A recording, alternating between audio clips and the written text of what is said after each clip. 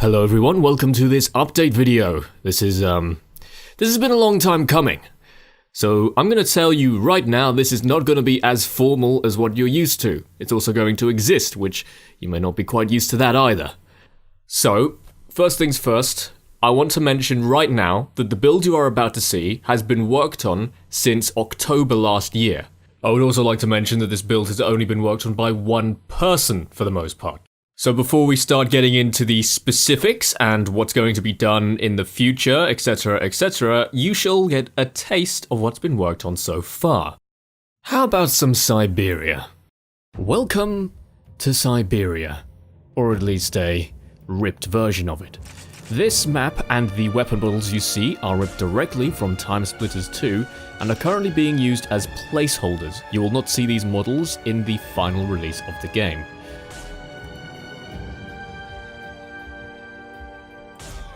As you can see, the AI is behaving pretty much like it should. They patrol around the map, they react to friendly deaths, they react to gunfire, and on top of that the cameras also work. In a minute you'll also see me trigger one of these cameras and see me get attacked by two guys because that's not how you're supposed to play.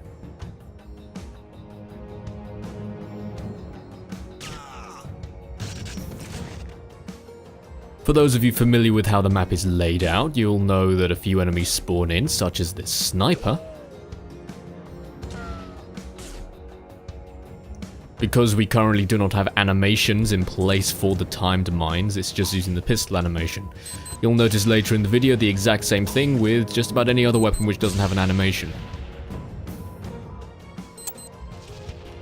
Again, these are all placeholders, including the first-person animations for the guns, as we will be using updated HD models which will have a far more elaborate reloading animation. But we're still going to keep it short. More on that later.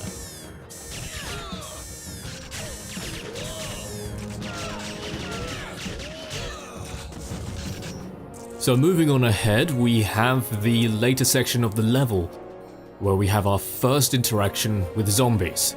But first, let's control this gun turret and have a little look-see at how we can deal with this guard here. And this one too.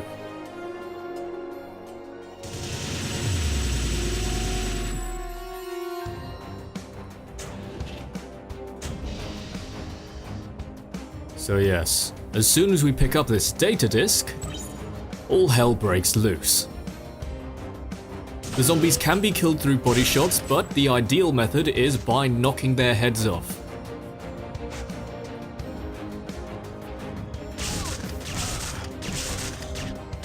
Obviously, this will play a big part in Behead the Undead later on.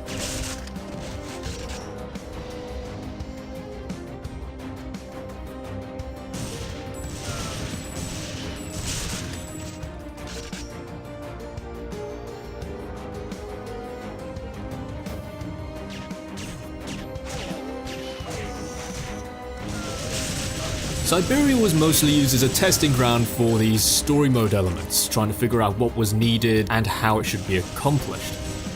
And for the most part, it's done its job.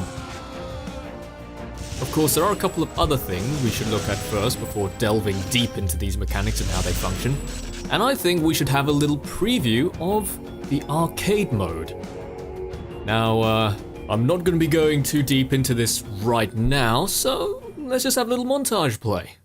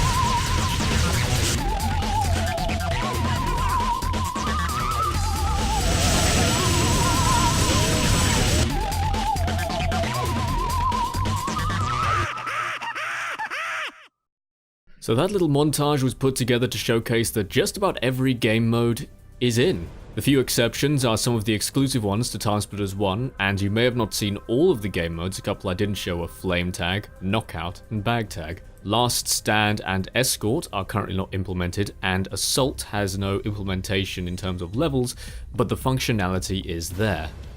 Now, before you ask, yes, all of the characters you saw me fighting in that video were bots. So yes, there are bots. But also before you ask, yes, this does work with multiplayer. There's still quite a bit to do, but in terms of a feature-complete multiplayer game, it's there. There is currently no implementation of any online API. We're currently using a direct connection, so the person joining has to have the host's IP, and there's also currently no dedicated server solution, meaning that if the admin isn't there, players can't change level or change game modes. We're going to figure out a way to deal with this at some point, but for now, it requires a host to be present. In terms of game mode customization, all of the customization options that were in TimeSplitters 2 and 3 are there. You can customize the bot sets, the weapon sets, you can set your score, set your time limit, etc. And we're not limiting ourselves to what were in the original games. We can definitely add more over time. So next we're going to take a brief look at challenge mode, just to showcase that the implementation for it is there. I will be playing Behead the Undead, or at least a very simplified version of it. No actual levels are used here, it's just test areas. Here you can see my original score. I did pretty well, I think, as well as my trophy. I probably won't beat this on this video, because for the sake of showcasing the mode, I'm probably going to need to die. I don't have much to say here, I'll just let the gameplay speak for itself.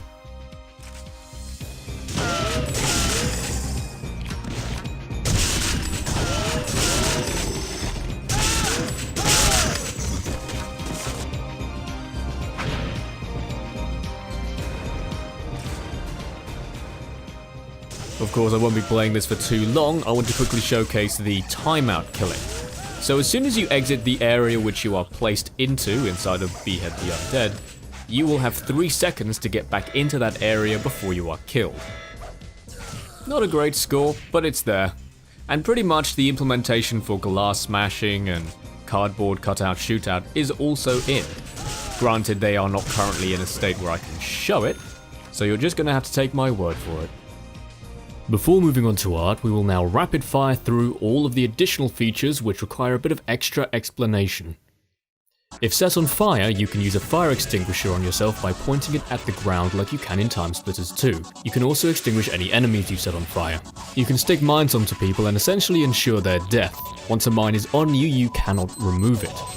There is a dedicated grenade hotkey to throw grenades like in TimeSplitters Future Perfect. The 2 grenade types you can get is a basic grenade which just explodes, and then the sticky plasma grenade. Dual wielding weapons in this game works exactly how it does in the original trilogy. Each gun has its own ammo pool, meaning you can effectively reload one while still shooting the other. Rather than having to switch fire mode for the remote mine when throwing it, you can simply just press the secondary fire key and the mines will explode automatically. This was done for balancing purposes, and when the model for the time mine is complete, you will see an extra hand holding a detonator whenever you have mines to blow up. Like in TimeSplitters 2, cameras tend to have a control panel which you can use to see through them. However, you cannot control them like you could the gun turret in Siberia, but you can turn them off. There are 4 common AI types, and those are passive AI, AI that when they see you they will be alerted, AI that automatically attacks you in attack AI, AI that take cover and throw grenades, and AI that patrol around and work like passive AI. Scripted events are inside of the game as animated sequences that can be played during gameplay. This will be very useful inside of Future Perfect's campaign where a lot of animated cutscenes happen during gameplay. Implementation of TimeSplitters 1 zombies are also in. These zombies do not die unless you shoot them in the head. Body shots will just knock them down and they'll get back up immediately. These zombies can also wield weapons which, if you do knock them down instead of shooting their head off, you can disarm them. You can mount gun turrets. At this moment in time, explosions linger rather than dealing one wave of damage, meaning you could walk into an explosion after it's just happened and still kill yourself. This may change. Zombie AI and animations for the Future Perfect variant are in very early stages but currently underway. The OG TimeSplitters are implemented and they're as fierce as ever. Okay, that was a lot. And there's still plenty of stuff to talk about, but I will leave that for another time. Next, keeping in tradition with our usual updates, we will be showing what the art team has been up to. Of course, as a warning, the art team and the team in general has downsized significantly since the last update, so don't be expecting too much. I'll use this as an opportunity to talk about the game plan.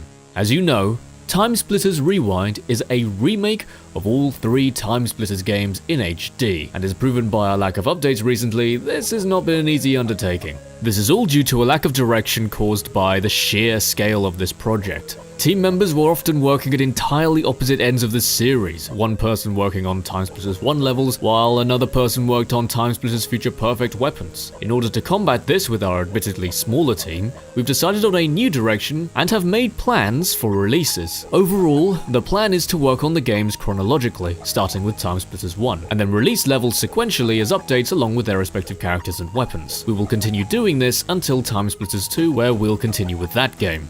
This way we can get updates out in a timely manner and have something playable to give you guys. If by some chance something happens that stops us from developing the project, then at least you'll still have that playable build and not all of our work will have been in vain.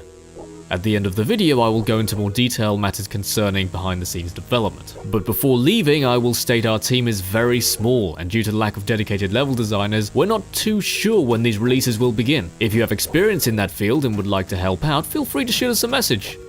On that note, there are a couple of areas we'd also like to fill which people may not be aware of. Level designers is an obvious one alongside weapon and character modelers, but we'd also like someone to help us with balancing and designing the game. In case you didn't know, the series has inconsistent weapon statistics across the 3 games. That's all for the update. Hope you enjoyed.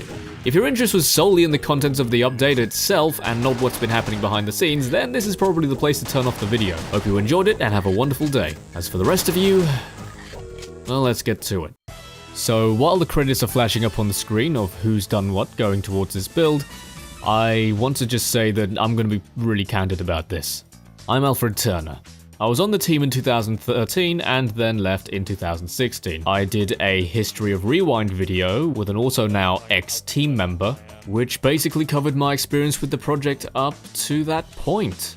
So I want to start by saying that the build that you saw was made entirely by me, with obviously a few exceptions. Shrink was created by one of the programmers from Rewind, and the M16 weapon model you saw was created by a weapon artist from Rewind, but the build was created by myself over the course of a couple of months. I started it in October, and at that time I was not actually a part of Rewind. After having left the team, I stuck around and still spoke to a few people at Rewind, but for the most part, for a good portion of 2018, it was actually pretty dead. But of course, as I had been on the project for so long, I'd made quite a few friends who I played video games with. We played through a lot of old games, and of course, we wanted so desperately to play through Time Splitters, or at least play the multiplayer portion of Time Splitters. So I had a funny thought and started work on this build. This build was never intended to be Time Splitters Rewind, it was intended to be a personal project, and as a joke, we called it Glitch Splitters Rewinded. You probably noticed in the video the name Glitch Splitters appearing on any of the menu screens. After a while of working on this, I showed it to the current team lead of Time Splitters, and, well, he really liked it. And then I just started building it up from there to where we are now. Overall, that was over the course of about 2 months. 2 months without any sleep. Around December and January, I didn't work on it at all, and now we're here in March, where I'm making this update video. I would like to stress that that's pretty much why you see it in the state that it is. It's a lot of progress for quite a short amount of time, but if you take into account how long Rewind has been in development, a lot of people may not see it that way. The project has been faced with many problems, and if you want to know more, you can always go find that History of Rewind video. Not everything in that video is 100% accurate, but overall, it tells the story of what happened when I joined the team and some of the first hardships we faced as a team. So yeah, all of you guys who have been waiting on Rewind for the past, oh goodness, how long has it been now? Started in 2013, oh goodness, 2019 now. Well, all of you guys who've been waiting, I'm deeply sorry. I have had no control over this, and pretty much no one on the team currently does either. It's been a lot of coming and going. I just hope that all of the expectations and issues you have with the project, you don't take out on the current team or, you know, me. But yeah, that's all I really have to say. There'll be a few links in the description on how to contact some members of the team, of the current team that is, if you have any questions. There's also a Discord, which I know plenty of you are probably in, managed to get this far into the video, and you can always ask us questions there. Thank you very much for watching, thank you very much for listening to my rambling at the end there, and keep in mind this is not a professional project, we aren't professionals, we're a bunch of amateurs. Thank you and have a good day.